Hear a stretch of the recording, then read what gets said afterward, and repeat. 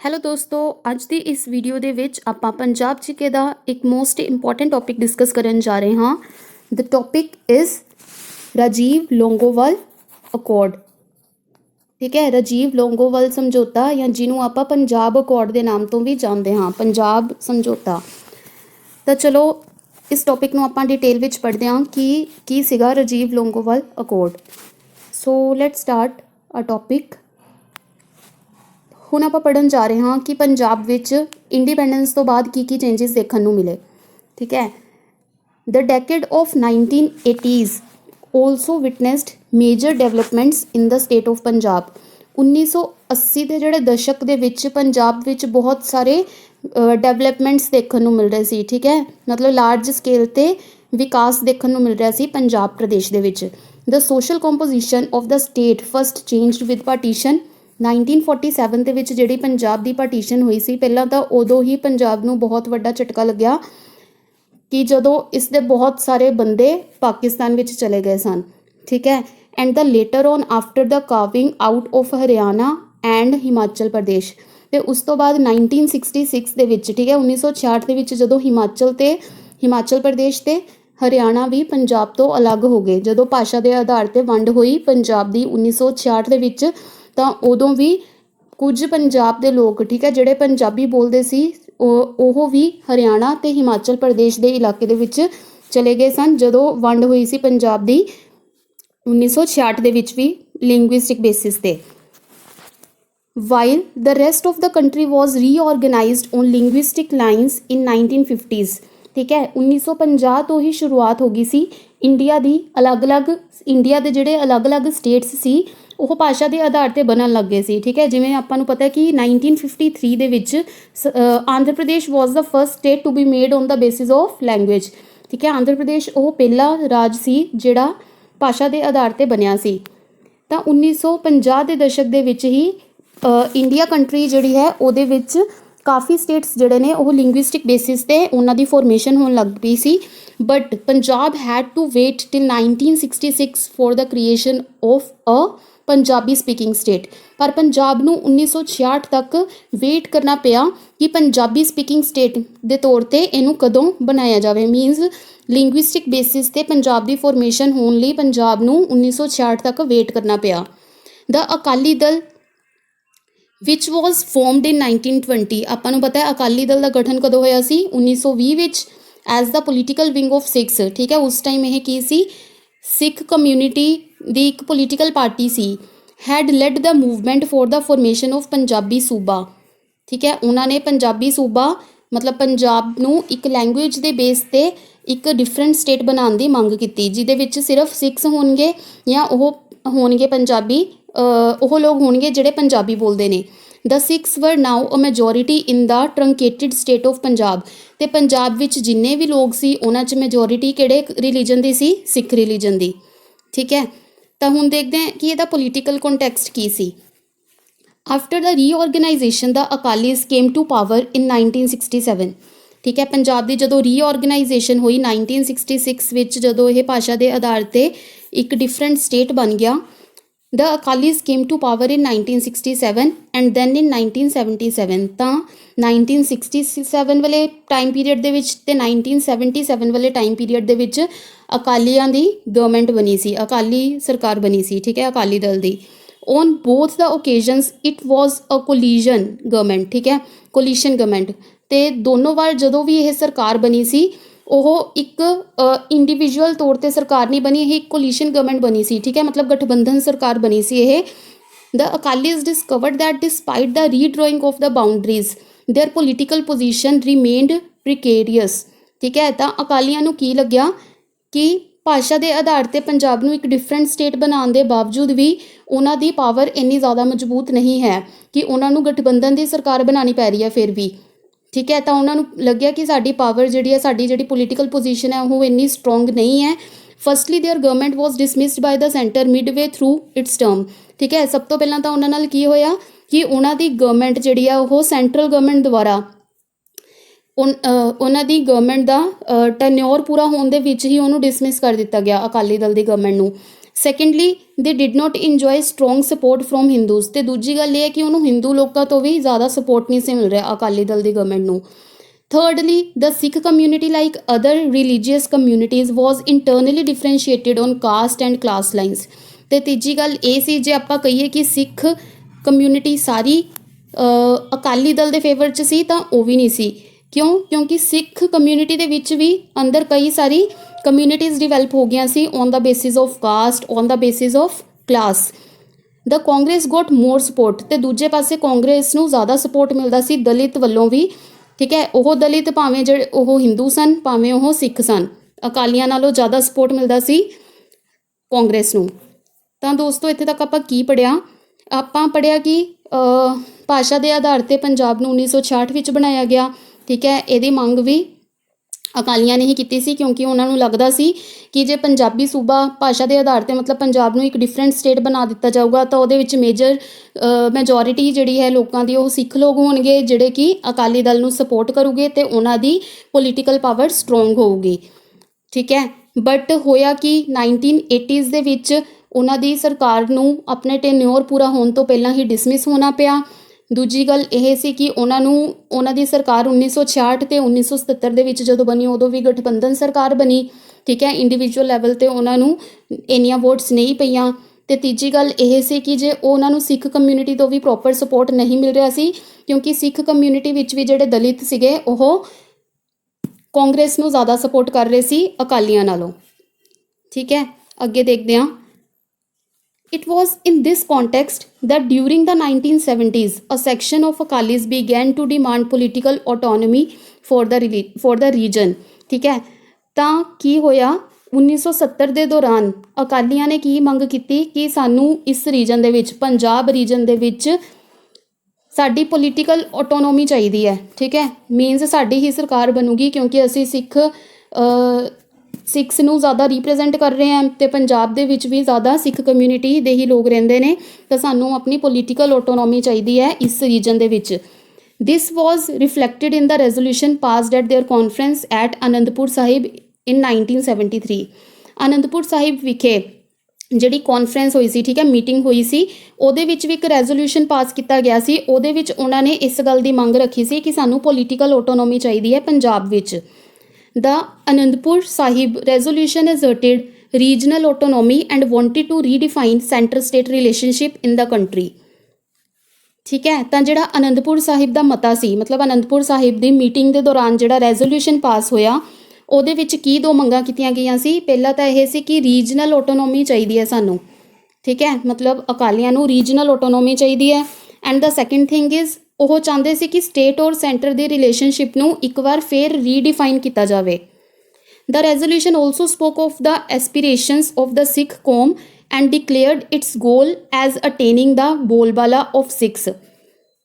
ਠੀਕ ਹੈ, the resolution also spoke of the aspirations of the Sikh ਕੌਮ। ਠੀਕ ਹੈ, ਇਹ ਰੈਜ਼ੋਲੂਸ਼ਨ ਮੇਨਲੀ ਕੀ ਸਪੋਰਟ ਕਰ ਰਿਹਾ ਸੀ? ਸਿੱਖ ਕੌਮ ਦੀਆਂ ਐਸਪੀਰੇਸ਼ਨਸ ਨੂੰ ਸਪੋਰਟ ਕਰ ਰਿਹਾ ਸੀ।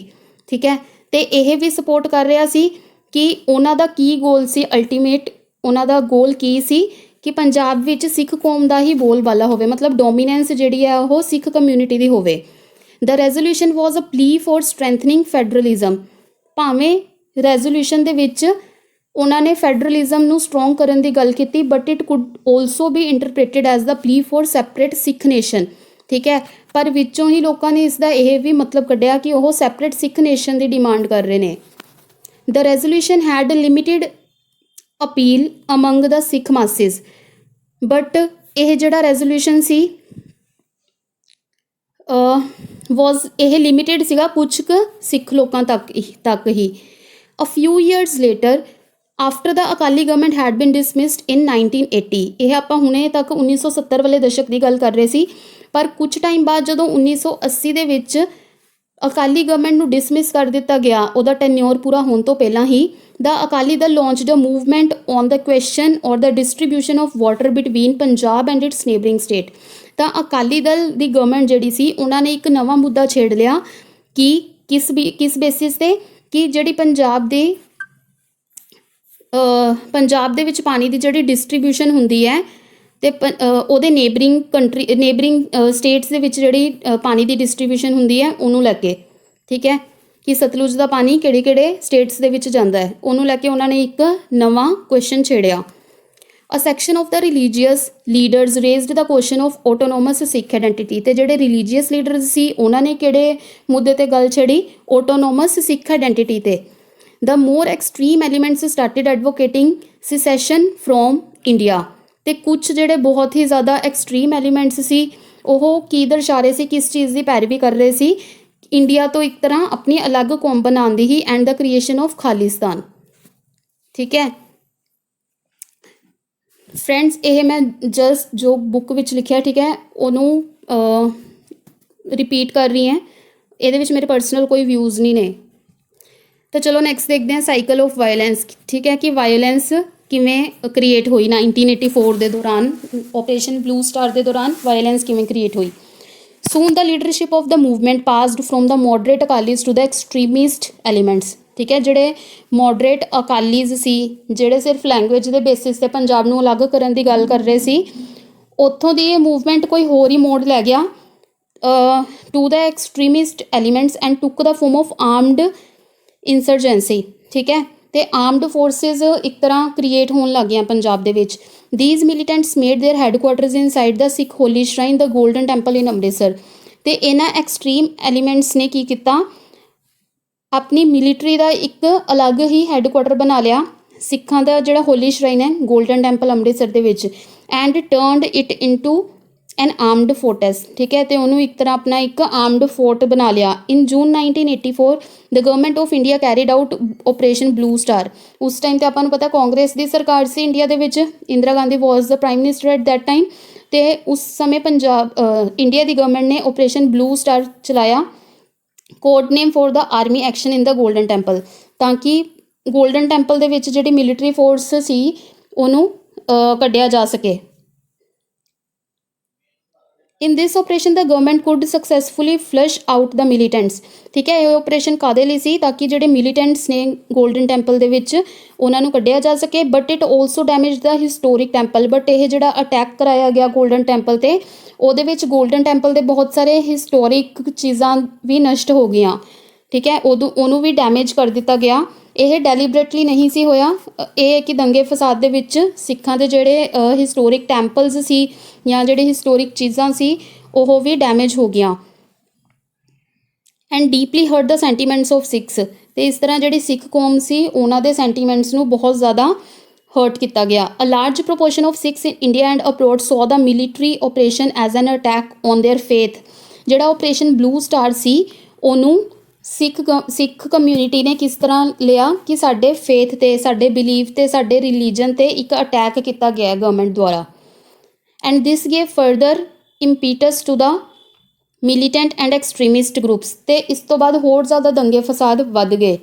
ਸਟਿਲ ਮੋਰ ਟ੍ਰੈਜਿਕ ਟਰਨ ਆਫ ਦਾ ਇਵੈਂਟਸ ਕੰਪਲੀਕੇਟਿਡ ਦਾ ਪੰਜਾਬ ਪ੍ਰੋਬਲਮ ਫਰਦਰ। ਠੀਕ ਹੈ, ਅਤੇ ਉਸ ਤੋਂ ਬਾਅਦ ਹੋਰ ਵੀ ਜ਼ਿਆਦਾ ਟ੍ਰੈਜਡੀ ਕੰਡੀਸ਼ਨਸ ਜਨਮ ਲੈਂਦੀਆਂ ਗਈਆਂ ਪੰਜਾਬ ਦੇ ਵਿੱਚ। Prime minister Indira Gandhi was assassinated on, ਅਤੇ ਇੰਦਰਾ ਗਾਂਧੀ ਨੂੰ ਕਦੋਂ ਮਾਰ ਦਿੱਤਾ ਗਿਆ? 31 ਅਕਤੂਬਰ 1984 ਆਊਟਸਾਈਡ ਹਰ ਰੈਜ਼ੀਡੈਂਸ। ਠੀਕ ਹੈ, ਜਿੱਥੇ ਉਹ ਰਹਿੰਦੀ ਸੀ ਉਹਦੀ ਰੈਜ਼ੀਡੈਂਸ ਦੇ ਬਾਹਰ ਹੀ, ਬਾਏ ਹਰ ਬੋਡੀਗਾਰਡ, ਅਤੇ ਉਸਦੇ ਹੀ ਬੋਡੀਗਾਰਡਸ ਦੇ ਥਰੂ, ਕਿਉਂਕਿ ਉਹਦੇ ਬੋਡੀਗਾਰਡਸ ਸਿੱਖ ਕਮਿਊਨਿਟੀ ਨੂੰ ਬਿਲੋਂਗ ਕਰਦੇ ਸੀ। ਬੋਥ ਦਾ ਅਸੈਸਿਨਸ ਵਰ ਸਿੱਖਸ। ਠੀਕ ਹੈ, ਕਿਉਂਕਿ ਉਹਦੇ ਬੋਡੀਗਾਰਡ ਸਿੱਖ ਰਿਲੀਜਨ ਨੂੰ ਬਿਲੋਂਗ ਕਰਦੇ ਸੀ। And wanted to take revenge for Operation Blue Star. ਅਤੇ ਉਹ ਆਪਰੇਸ਼ਨ ਬਲੂ ਸਟਾਰ ਦਾ ਬਦਲਾ ਲੈਣਾ ਚਾਹੁੰਦੇ ਸੀ ਗੌਰਮੈਂਟ ਨਾਲੋਂ, ਤਾਂ ਉਹਨਾਂ ਨੇ ਉਸ ਟਾਈਮ ਇੰਦਰਾ ਗਾਂਧੀ ਨੂੰ ਅਸੈਸੀਨੇਟ ਕਰ ਦਿੱਤਾ। While the entire country was shocked by this development in Delhi and in many parts of the northern India, violence broke out against the Sikh community. ਹੁਣ ਇਸ ਦੇ ਨਾਲ ਦੰਗੇ ਫਸਾਦ ਹੋਰ ਵੱਧ ਗਏ। ਠੀਕ ਹੈ, ਜਿਹੜੇ ਪੰਜਾਬ ਤੋਂ ਬਾਹਰਲੇ ਲੋਕ ਸਨ, ਠੀਕ ਹੈ, ਦਿੱਲੀ ਦੇ ਜਾਂ ਬਾਕੀ ਨੌਰਥ ਇੰਡੀਆ ਦੇ, ਉਹਨਾਂ ਵਿੱਚ ਵਾਇਓਲੈਂਸ ਵੱਧ ਗਈ ਅਤੇ ਉਹ ਸਿੱਖ ਕਮਿਊਨਿਟੀ ਦੇ ਅਗੇਂਸਟ ਹੋ ਗਏ। The violence against the Sikhs continued for almost a week। ਠੀਕ ਹੈ, ਇੱਕ ਹਫ਼ਤੇ ਤੱਕ ਇਹ ਵਾਇਲੈਂਸ ਕੰਟੀਨਿਊ ਰਹੀ। more than 2000 Sikhs were killed। ਠੀਕ ਹੈ, 2000 ਤੋਂ ਜ਼ਿਆਦਾ ਸਿੱਖਾਂ ਦੀ ਮੌਤ ਹੋ ਗਈ ਇਹਨਾਂ ਅਟੈਕਸ ਦੇ ਵਿੱਚ। ਇਨ ਦਾ ਨੈਸ਼ਨਲ ਕੈਪੀਟਲ ਕਿੱਥੇ ਹੋਈ? ਦਿੱਲੀ ਦੇ ਵਿੱਚ। ਠੀਕ ਹੈ, the area worst affected by this violence. ਜਿਹੜੀ ਨਾਰਥ ਇੰਡੀਆ ਔਰ ਦਿੱਲੀ ਦੇ ਵਿੱਚ ਜਿਹੜੀ ਵਾਇਲੈਂਸ ਕ੍ਰੀਏਟ ਹੋਈ ਉਹ ਪੂਰਾ 1 ਹਫ਼ਤੇ ਚੱਲਦੀ ਰਹੀ ਅਤੇ ਉਹਦੇ ਨਾਲ 2000 ਤੋਂ ਜ਼ਿਆਦਾ ਸਿੱਖਾਂ ਦੀ ਮੌਤ ਹੋ ਗਈ ਸਿਰਫ ਦਿੱਲੀ ਦੇ ਵਿੱਚ ਹੀ, ਠੀਕ ਹੈ, ਜਿਹੜਾ ਕਿ ਸਭ ਤੋਂ ਜ਼ਿਆਦਾ ਅਫੈਕਟਡ ਏਰੀਆ ਸੀ ਇਸ ਵਾਇਲੈਂਸ ਦਾ। Hundreds of Sikhs were killed in the other parts of the country, ਅਤੇ ਕੰਟਰੀ ਦੇ ਬਾਕੀ ਪਾਰਟਸ ਦੇ ਵਿੱਚ ਸੈਂਕੜੋ ਸਿੱਖ ਮਾਰੇ ਗਏ। Specially in the places like Kanpur, Bokaro and Chas, ਠੀਕ ਹੈ, ਸਪੈਸ਼ਲੀ ਇਹਨਾਂ ਏਰੀਆਜ਼ ਦੇ ਵਿੱਚ ਵੀ ਸਿੱਖ ਸ਼ਹੀਦ ਹੋ ਗਏ ਸਨ। Many Sikh families lost their male members, ਅਤੇ ਇਸ ਤਰ੍ਹਾਂ ਕਾਫੀ ਸਿੱਖ ਫੈਮਿਲੀਜ਼ ਦੇ ਮੇਲ ਮੈਂਬਰਸ ਨੇ ਆਪਣੀ ਜਾਨ ਗਵਾ ਦਿੱਤੀ। And thus suffered great emotional and heavy financial loss, ਅਤੇ ਉਹਨਾਂ ਫੈਮਿਲੀਜ਼ ਨੂੰ ਬਹੁਤ ਜ਼ਿਆਦਾ ਇਮੋਸ਼ਨਲ ਐਂਡ ਫਾਈਨੈਂਸ਼ੀਅਲ ਲੋਸ ਝੇਲਣਾ ਪਿਆ। What hurt the Sikhs most was that the government took a long time in restoring normalcy and that the perpetrators of this violence were not effectively punished, ਠੀਕ ਹੈ। ਲੋਕਾਂ ਨੂੰ ਕਿਹੜੀ ਗੱਲ ਨੇ ਜ਼ਿਆਦਾ ਹਰਟ ਕੀਤਾ ਕਿ ਗਵਰਨਮੈਂਟ ਇਸ ਸਿਚੁਏਸ਼ਨ ਨੂੰ ਨੋਰਮਲ ਕਰ ਸਕਦੀ ਸੀ, ਪਰ ਗਵਰਨਮੈਂਟ ਨੇ ਇਸ ਸਿਚੁਏਸ਼ਨ ਨੂੰ ਨੋਰਮਲ ਕਰਨ 'ਚ ਬਹੁਤ ਜ਼ਿਆਦਾ ਲੌਂਗ ਟਾਈਮ ਲੈ ਲਿਆ। ਐਂਡ ਅਤੇ ਜਿਹੜੇ ਪਰਪੀਟਰੇਟਰਸ ਸੀਗੇ ਆਫ ਦਿਸ ਵਾਇਲੈਂਸ, ਠੀਕ ਹੈ, ਜਿਹੜੇ ਹਿੰਸਕ ਲੋਕ ਸੀ ਉਹਨਾਂ ਨੂੰ ਪ੍ਰੋਪਰਲੀ ਪਨਿਸ਼ ਨਹੀਂ ਕੀਤਾ ਗਿਆ ਟਾਈਮ 'ਤੇ। ਤਾਂ ਲੋਕਾਂ ਨੂੰ ਇਸ ਗੱਲ ਨੇ ਜ਼ਿਆਦਾ ਹਰਟ ਕੀਤਾ ਕਿ ਗਵਰਨਮੈਂਟ ਵੱਲੋਂ ਕੋਈ ਪ੍ਰੋਪਰ ਸਟੈਪ ਨਹੀਂ ਚੁੱਕੇ ਗਏ ਇਸ ਵਾਇਲੈਂਸ ਨੂੰ ਕੰਟਰੋਲ ਕਰਨ ਲਈ। 20 years later, ਠੀਕ ਹੈ, 20 ਸਾਲ ਬਾਅਦ, ਇਹ ਕਦੋਂ ਦੀ ਆਪਾਂ ਗੱਲ ਕਰ ਰਹੇ ਹਾਂ, 1985 ਦੀ, ਅਤੇ ਉਸ ਤੋਂ 20 ਸਾਲ ਬਾਅਦ ਮਤਲਬ 2005 ਦੇ ਵਿੱਚ ਪ੍ਰਾਈਮ ਮਿਨਿਸਟਰ ਮਨਮੋਹਨ ਸਿੰਘ, ਜਿਹੜੇ ਕਿ ਉਸ ਟਾਈਮ 'ਤੇ ਇੰਡੀਆ ਦੇ PM son, expressed regret over these killings and apologized to the nation for anti-Sikh violence, ਠੀਕ ਹੈ। ਉਹਨਾਂ ਨੇ ਵੀ ਇਸ ਜਿਹੜੀ ਇਹ ਕਿਲਿੰਗ ਹੋਈ ਸੀ, ਵਾਇਲੈਂਸ ਹੋਇਆ ਸੀ, ਉਹਦੇ ਉੱਪਰ ਬਹੁਤ ਜ਼ਿਆਦਾ ਰਿਗਰੈਟ ਐਂਡ ਅਪੋਲੋਜਾਈ ਵਿਅਕਤ ਕੀਤੀ ਸੀ ਆਪਣੇ ਟੈਨਿਓਰ ਦੇ ਦੌਰਾਨ 2005 ਦੇ ਟਾਈਮ ਦੇ ਵਿੱਚ। ਰੋਡ ਟੂ ਪੀਸ, ਹੁਣ ਆਪਾਂ ਪੜ੍ਹਾਂਗੇ ਕਿ ਵਾਇਲੈਂਸ ਤੋਂ, ਠੀਕ ਹੈ, ਸ਼ਾਂਤੀਪੂਰਵਕ ਮਾਹੌਲ ਕਿਵੇਂ ਬਣਿਆ ਪੰਜਾਬ ਦੇ ਵਿੱਚ। After coming to the power following the election in 1984, ਹੁਣ ਜਦੋਂ ਇੰਦਰਾ ਗਾਂਧੀ ਦੀ ਡੈਥ ਹੋ ਗਈ ਸੀ ਤਾਂ ਉਸ ਤੋਂ ਬਾਅਦ ਕੋਈ ਨਵਾਂ ਪ੍ਰਾਈਮ ਮਿਨਿਸਟਰ ਤਾਂ ਇਲੈਕਟ ਕਰਨਾ ਹੀ ਸੀ, ਠੀਕ ਹੈ। ਤਾਂ ਨਵਾਂ ਪ੍ਰਾਈਮ ਮਿਨਿਸਟਰ ਉਸ ਟਾਈਮ ਕੌਣ ਬਣਿਆ? Rajiv Gandhi, who was the son of Indira Gandhi. Initiated a dialogue with moderate Akali leaders, ਠੀਕ ਹੈ। ਉਹਨਾਂ ਨੇ ਕੀ ਕੀਤਾ, ਇਹ ਸਾਰਾ ਮਾਮਲਾ ਸੁਲਝਾਉਣ ਲਈ ਅਕਾਲੀ ਲੀਡਰਸ ਨਾਲ ਗੱਲਬਾਤ ਕੀਤੀ। In July 1985 he reached an agreement with Harchand Singh Longowal, ਠੀਕ ਹੈ। ਇਹ ਤੁਸੀਂ ਯਾਦ ਰੱਖਣਾ, ਪੁੱਛਿਆ ਜਾ ਸਕਦਾ ਨਾ ਆਪਾਂ ਨੂੰ ਕਿ ਰਾਜੀਵ ਲੋਂਗੋਵਾਲ ਸਮਝੌਤਾ ਕਦੋਂ ਹੋਇਆ, ਤਾਂ ਜੁਲਾਈ 1985 ਦੇ ਵਿੱਚ ਹੋਇਆ। ਕਿਹਦੇ ਵਿੱਚ ਹੋਇਆ ਸੀ? ਰਾਜੀਵ ਗਾਂਧੀ ਐਂਡ ਹਰਚੰਦ ਸਿੰਘ ਲੋਂਗੋਵਾਲ ਦੇ ਵਿੱਚ।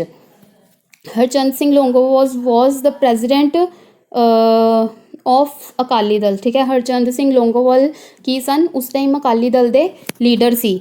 ਦਿਸ agreement known as the Rajiv Gandhi Longowal accord or the Punjab ਅਕੋਰਡ, ਠੀਕ ਹੈ। ਜਿਹੜਾ ਉਹਨਾਂ ਵਿੱਚ ਸਮਝੌਤਾ ਹੋਇਆ ਉਹਨੂੰ ਕੀ ਨਾਮ ਦਿੱਤਾ ਗਿਆ? ਰਾਜੀਵ ਗਾਂਧੀ ਲੋਂਗੋਵਾਲ ਸਮਝੌਤਾ, ਜਾਂ ਕਹਿ ਲਓ ਪੰਜਾਬ ਸਮਝੌਤਾ। Was a step towards bringing normalcy to Punjab. ਇਹ ਸਾਰਾ ਕੁਝ ਕਿਉਂ ਕੀਤਾ ਗਿਆ? ਇਹ ਸਮਝੌਤਾ ਕਿਉਂ ਹੋਇਆ? ਤਾਂ ਕਿ ਪੰਜਾਬ ਦੇ ਵਿੱਚ ਦੁਬਾਰਾ ਨੋਰਮਲ ਕੰਡੀਸ਼ਨ ਲਿਆਈ ਜਾ ਸਕੇ, ਵਾਇਲੈਂਸ ਨੂੰ ਖਤਮ ਕੀਤਾ ਜਾ ਸਕੇ properly. It was agreed that Chandigarh would B the transfer. ਹੁਣ ਇਹਦੀ ਸਮਝੌਤੇ ਦੀਆਂ ਕੀ ਸ਼ਰਤਾਂ ਸਨ ਆਪਾਂ ਉਹ ਪੜ੍ਹਾਂਗੇ, ਠੀਕ ਹੈ। ਅਕਾਲੀ ਦਲ ਨੇ ਕੀ ਸ਼ਰਤ ਰੱਖੀ ਸੀ ਕਿ ਚੰਡੀਗੜ੍ਹ ਵਿੱਚ ਮੋਸਟਲੀ ਪੰਜਾਬੀ ਬੋਲਦੇ ਆ ਲੋਕੀ, ਠੀਕ ਹੈ। ਅਤੇ ਜੇ ਪੰਜਾਬ ਨੂੰ ਤੁਸੀਂ 1966 ਵਿੱਚ ਭਾਸ਼ਾ ਦੇ ਆਧਾਰ 'ਤੇ ਅਲੱਗ ਕੀਤਾ ਹੀ ਹੈ, ਤਾਂ Chandigarh being the city where most of the people speak Punjabi language, ਤਾਂ ਉਹਨੂੰ ਵੀ ਪੰਜਾਬ ਦੇ ਵਿੱਚ ਆਉਣਾ ਚਾਹੀਦਾ, ਠੀਕ ਹੈ। ਪੰਜਾਬ ਦੇ ਏਰੀਏ ਦੇ ਵਿੱਚ ਆਉਣਾ ਚਾਹੀਦਾ ਚੰਡੀਗੜ੍ਹ ਨੂੰ ਵੀ। ਤਾਂ ਇਸ ਸਮਝੌਤੇ ਦੇ ਵਿੱਚ ਕਿਸ ਗੱਲ 'ਤੇ ਐਗਰੀਮੈਂਟ ਹੋਈ ਕਿ Chandigarh would be transfer to Punjab, ਕਿ ਚੰਡੀਗੜ੍ਹ ਨੂੰ ਪੰਜਾਬ ਵਿੱਚ ਟਰਾਂਸਫਰ ਕਰ ਦਿੱਤਾ ਜਾਊਗਾ। A separate commission would be appointed to resolve the border dispute between Punjab and Haryana. ਅਤੇ ਪੰਜਾਬ ਔਰ ਹਰਿਆਣਾ, ਚੰਡੀਗੜ੍ਹ ਉਸ ਟਾਈਮ ਡਿਸਪਿਊਟ ਸੀ ਪੰਜਾਬ ਔਰ ਹਰਿਆਣਾ ਦੇ ਵਿੱਚ। ਹਰਿਆਣਾ ਦੇ ਪੀਪਲ ਚਾਹੁੰਦੇ ਸਨ ਪੰਜਾਬ ਦੇ ਚੰਡੀਗੜ੍ਹ ਵਿੱਚ ਮੋਸਟਲੀ ਪੰਜਾਬੀ ਬੋਲਦੇ ਸੀ ਲੋਕ, ਤਾਂ ਪੰਜਾਬ ਦੇ ਲੋਕ ਡਿਮਾਂਡ ਕਰ ਰਹੇ ਸੀ, ਅਕਾਲੀ ਦਲ ਡਿਮਾਂਡ ਕਰ ਰਿਹਾ ਸੀ ਕਿ ਪੰਜਾਬ ਵਿੱਚ ਹੀ ਆਵੇ ਚੰਡੀਗੜ੍ਹ। ਬਟ ਹਰਿਆਣਾ ਕੋਲ ਇੱਕੋ ਹੀ ਆਪਸ਼ਨ ਸੀ ਰਾਜਧਾਨੀ ਬਣਾਉਣ ਦਾ ਚੰਡੀਗੜ੍ਹ ਨੂੰ। ਜੇ ਉਹ ਪੰਜਾਬ ਵਿੱਚ ਆ ਜਾਂਦੀ ਤਾਂ ਹਰਿਆਣਾ ਨੂੰ ਰਾਜਧਾਨੀ ਕਿਸੇ ਹੋਰ ਸਿਟੀ ਨੂੰ ਬਣਾਉਣਾ ਪੈਂਦਾ, ਠੀਕ ਹੈ। ਤਾਂ ਹਰਿਆਣਾ ਵੀ ਇਸ ਚੀਜ਼ ਦੇ ਅਗੇਂਸਟ ਸੀ ਕਿ ਪੰਜਾਬ ਨੂੰ ਚੰਡੀਗੜ੍ਹ ਨਹੀਂ ਦਿੱਤਾ ਜਾਣਾ ਚਾਹੀਦਾ। ਤਾਂ ਇਸ ਐਗਰੀਮੈਂਟ ਦੇ ਵਿੱਚ ਕੀ ਗੱਲ ਰੱਖੀ ਗਈ ਕਿ ਇੱਕ ਸੈਪਰੇਟ ਕਮਿਸ਼ਨ ਬਿਠਾਇਆ ਜਾਊਗਾ ਜਿਹੜਾ ਕਿ ਹਰਿਆਣਾ ਔਰ ਪੰਜਾਬ ਦੇ ਇਸ ਬਾਰਡਰ ਡਿਸਪਿਊਟ ਨੂੰ ਸੋਲਵ ਕਰੂਗਾ।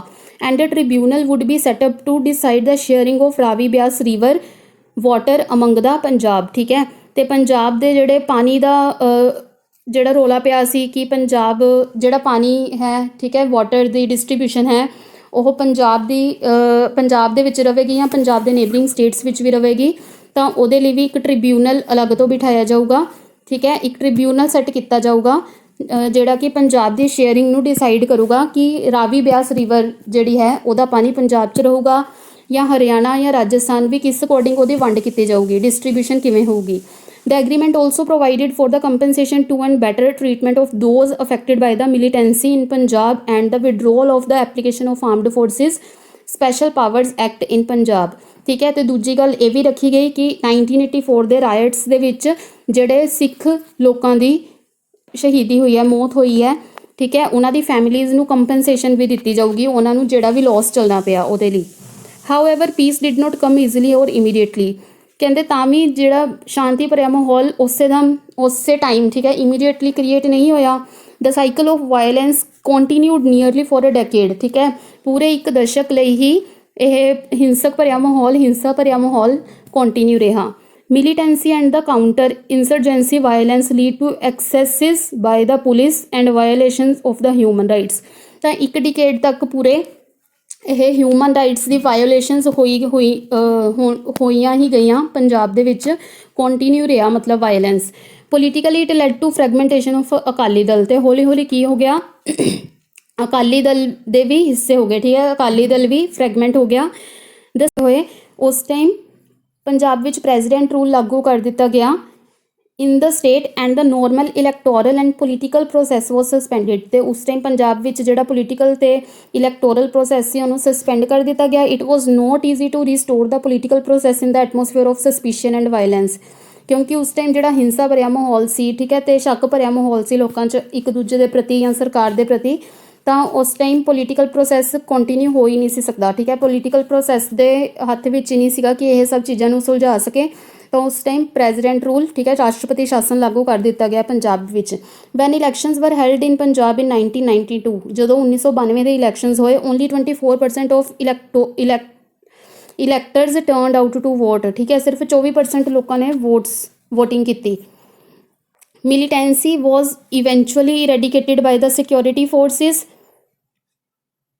ਠੀਕ ਹੈ, ਜਿਹੜੀ ਮਿਲੀਟੈਂਸੀ ਸੀਗੀ, ਠੀਕ ਹੈ, ਜਿਹੜੀ ਆਰਮਡ ਫੋਰਸਿਸ ਬਣਾਈਆਂ ਹੋਈਆਂ ਸੀ ਉਹਨੂੰ ਪ੍ਰੋਪਰਲੀ ਖਤਮ ਕਰ ਦਿੱਤਾ ਗਿਆ ਸਿਕਿਉਰਿਟੀ ਫੋਰਸਿਸ ਦੇ through. But the losses incurred by people of Punjab, Sikh and Hindu alike were enormous, but ਜਿਹੜਾ ਪੰਜਾਬ ਵਿੱਚ ਰਹਿੰਦੇ ਸਿੱਖਸ ਔਰ ਹਿੰਦੂਜ਼ ਨੂੰ ਜਿਹੜਾ ਲੋਸ ਚੱਲਣਾ ਪਿਆ, ਠੀਕ ਹੈ, ਫਾਈਨੈਂਸ਼ੀਅਲ ਵੀ ਕਹਿ ਲਓ ਤੇ ਜਾਨੀ ਮਾਲੀ ਦੋਨੋਂ, ਉਹ ਬਹੁਤ ਜ਼ਿਆਦਾ ਸੀ, ਠੀਕ ਹੈ, ਉਹਦੀ ਕੰਪਨਸੇਸ਼ਨ ਕੋਈ ਨਹੀਂ ਹੋਈ। Peace return to Punjab by the middle of 1990s, ਤੇ ਪੰਜਾਬ ਵਿੱਚ ਪ੍ਰੋਪਰ ਸ਼ਾਂਤੀ ਵਾਲਾ ਮਾਹੌਲ ਕਦੋਂ ਹੋਇਆ, 1990 ਵਿੱਚ ਜਾ ਕੇ। The alliance of Akali Dal and the BJP scored a major victory in 1997 ਦੇ ਵਿੱਚ ਫਿਰ ਜਦੋਂ ਵੋਟਸ ਪਈਆਂ, ਫਿਰ ਦੁਬਾਰਾ ਤੋਂ ਇਲੈਕਸ਼ਨਸ ਹੋਏ, ਉਦੋਂ ਫਿਰ ਗਠਬੰਧਨ ਸਰਕਾਰ ਬਣੀ ਕਿਹਦੀ, ਅਕਾਲੀ ਦਲ ਔਰ BJP ਦੀ। In the first normal elections in the state the post militancy era, the state is once again preoccupied with the question of economic development and social change, ਠੀਕ ਹੈ। ਹੁਣ ਫਿਰ ਦੁਬਾਰਾ ਤੋਂ ਕਿਹੜਾ ਕੁਐਸਚਨ ਉੱਠਦਾ ਸੀ ਕਿ ਇਕਨੋਮਿਕ ਡਿਵੈਲਪਮੈਂਟ ਔਰ ਸੋਸ਼ਲ ਚੇਂਜ ਪੰਜਾਬ ਵਿੱਚ ਕਿਵੇਂ ਹੋਊਗਾ। Though the religious identities continue to be important for the people, politics has gradually moved back along secular lines, ਠੀਕ ਹੈ। ਕਹਿੰਦੇ ਕਿ ਭਾਵੇਂ ਲੋਕਾਂ ਦੇ ਵਿੱਚ ਰਿਲੀਜੀਅਸ ਆਈਡੈਂਟੀਟੀਜ਼ ਨੂੰ ਲੈ ਕੇ ਬਹੁਤ ਜ਼ਿਆਦਾ ਮਤਲਬ ਲੋਕੀ ਆਪਣੀ ਰਿਲੀਜੀਅਸ ਆਈਡੈਂਟੀਟੀਜ਼ ਨੂੰ ਬਹੁਤ ਜ਼ਿਆਦਾ ਇੰਪੋਰਟੈਂਸ ਦਿੰਦੇ ਸੀ, ਫਿਰ ਵੀ ਜਿਹੜੀ ਪੋਲੀਟਿਕਸ ਸੀ ਉਹ ਪੰਜਾਬ ਵਿੱਚ ਉਹ ਸੈਕਿਊਲਰ ਤੌਰ 'ਤੇ ਚੱਲੀ, ਠੀਕ ਹੈ, ਮਤਲਬ ਨਿਰਪੇਕਸ਼ ਹੋ ਕੇ ਚੱਲੀ, ਧਰਮ ਨਿਰਪੇਕਸ਼ ਹੋ ਕੇ ਚੱਲੀ, ਕਿ ਜਿਹੜੀ ਪੋਲੀਟਿਕਸ ਸੀ ਉਹਨੇ ਹਿੰਦੂ, ਸਿੱਖ ਜਾਂ ਪੰਜਾਬੀ ਬੋਲਦੇ ਲੋਕਾਂ 'ਚ ਜਾਂ ਹਿੰਦੀ ਬੋਲਦੇ ਲੋਕਾਂ 'ਚ ਕੋਈ ਭੇਦਭਾਵ ਨਹੀਂ ਕੀਤਾ, ਠੀਕ ਹੈ। ਸੋ ਇਹ ਸੀ ਆਪਣਾ ਅੱਜ ਦਾ ਟੌਪਿਕ। ਇਹਦੇ ਵਿੱਚ ਆਪਾਂ ਕੀ ਪੜ੍ਹਿਆ, ਰਾਜੀਵ ਲੋਂਗੋਵਾਲ ਸਮਝੌਤਾ ਕੀ ਸੀ। ਬੇਸਿਕਲੀ ਕੀ ਸੀ ਕਿ 1984 ਦੇ ਵਿੱਚ ਜਿਹੜਾ ਆਪਰੇਸ਼ਨ ਬਲੂ ਸਟਾਰ ਹੋਇਆ, ਠੀਕ ਹੈ, ਆਪਰੇਸ਼ਨ ਬਲੂ ਸਟਾਰ ਹੋਇਆ, ਉਹਦੇ ਵਿੱਚ ਜਿਹੜੇ ਵੀ ਲੋਕਾਂ ਨੂੰ ਨੁਕਸਾਨ ਹੋਏ, ਠੀਕ ਹੈ, ਤੇ ਪੰਜਾਬ ਵਿੱਚ ਵਾਇਲੈਂਸ ਦੀ ਸਿਚੁਏਸ਼ਨ ਕ੍ਰੀਏਟ ਹੋਈ, ਉਹਨੂੰ ਕਵਰ ਅਪ ਕਰਨ ਲਈ ਇੰਦਰਾ ਗਾਂਧੀ ਤੋਂ ਬਾਅਦ ਜਿਹੜੇ ਪ੍ਰਾਈਮ ਮਿਨਿਸਟਰ ਬਣੇ ਉਹਨਾਂ ਦੇ ਹੀ ਬੇਟੇ ਰਾਜੀਵ ਗਾਂਧੀ, ਤਾਂ ਉਹਨਾਂ ਨੇ ਸੰਤ ਲੋਂਗੋਵਾਲ, ਠੀਕ ਹੈ, ਹਰਚੰਦ ਸਿੰਘ ਲੋਂਗੋਵਾਲ ਜਿਹੜੇ ਕਿ ਅਕਾਲੀ ਦਲ ਦੇ ਲੀਡਰ ਸਨ, ਉਹਨਾਂ ਨਾਲ ਇੱਕ ਸਮਝੌਤਾ ਕੀਤਾ ਕਿ ਜਿਹੜੀਆਂ ਮੰਗਾਂ ਅਕਾਲੀ ਦਲ ਨੇ ਉਹ ਅਨੰਦਪੁਰ ਦੇ ਰੈਜ਼ੋਲੂਸ਼ਨ ਦੇ ਵਿੱਚ ਰੱਖੀਆਂ ਸਨ ਕਿ ਅਸੀਂ ਉਹਨੂੰ ਫੁੱਲਫਿਲ ਕਰਾਂਗੇ। ਬਟ ਇਹ ਅੱਜ ਵੀ ਕੇਸ ਹਾਲੇ ਤੱਕ ਇੱਦਾਂ ਹੀ ਹੈ ਕਿ ਕਈ ਚੀਜ਼ਾਂ ਫੁੱਲਫਿਲ ਨਹੀਂ ਹੋਈਆਂ, ਮੋਸਟਲੀ ਚੀਜ਼ਾਂ ਫੁੱਲਫਿਲ ਨਹੀਂ ਹੋਈਆਂ। ਇਨਫੈਕਟ ਜਿਵੇਂ ਕਿ ਤੁਸੀਂ ਜਾਣਦੇ ਹੋ ਕਿ Chandigarh is still not a part of Punjab, ਠੀਕ ਹੈ। ਚੰਡੀਗੜ੍ਹ ਨੂੰ ਹਜੇ ਵੀ ਪੰਜਾਬ ਦਾ ਪਾਰਟ ਨਹੀਂ ਬਣਾਇਆ ਗਿਆ, ਉਹ ਪੰਜਾਬ ਨਾਲੋਂ ਅਲੱਗ ਹੀ ਮੰਨਿਆ ਜਾਂਦਾ ਹੈ। ਸੋ ਆਪਣਾ ਅੱਜ ਦਾ ਟੌਪਿਕ ਇੱਥੇ ਤੱਕ ਹੀ ਸੀ। ਆਈ ਹੋਪ ਤੁਹਾਨੂੰ ਚੰਗੀ ਤਰ੍ਹਾਂ ਸਮਝ ਆ ਗਿਆ ਹੋਊਗਾ। ਨੈਕਸਟ ਟੌਪਿਕ ਆਪਾਂ ਲੈ ਕੇ ਆਵਾਂਗੇ ਪੰਜਾਬ ਜੀਕੇ ਦਾ। ਜਿਹੜਾ ਵੀ ਇੰਪੋਰਟੈਂਟ ਤੁਹਾਨੂੰ ਲੱਗੇ ਕਿ ਨਹੀਂ ਸਮਝ ਆ ਰਿਹਾ, you can comment below. And ਜੇ ਤੁਸੀਂ ਸਾਡੇ ਚੈਨਲ ਨੂੰ ਹਜੇ ਤੱਕ ਸਬਸਕ੍ਰਾਈਬ ਨਹੀਂ ਕੀਤਾ ਤਾਂ ਚੈਨਲ ਨੂੰ ਸਬਸਕ੍ਰਾਈਬ ਕਰ ਦਿਓ, ਆਪਣੇ ਫਰੈਂਡਸ ਨਾਲ ਜ਼ਿਆਦਾ ਤੋਂ ਜ਼ਿਆਦਾ ਵੀਡੀਓਜ਼ ਨੂੰ ਸ਼ੇਅਰ ਕਰੋ। ਐਂਡ ਜੇ ਤੁਹਾਨੂੰ ਸਾਡੀ ਵੀਡੀਓ ਵਧੀਆ ਲੱਗੀ ਹੈ ਤਾਂ ਪਲੀਜ਼ ਵੀਡੀਓ ਨੂੰ ਲਾਈਕ ਜ਼ਰੂਰ ਕਰ ਦਿਓ। Thank you.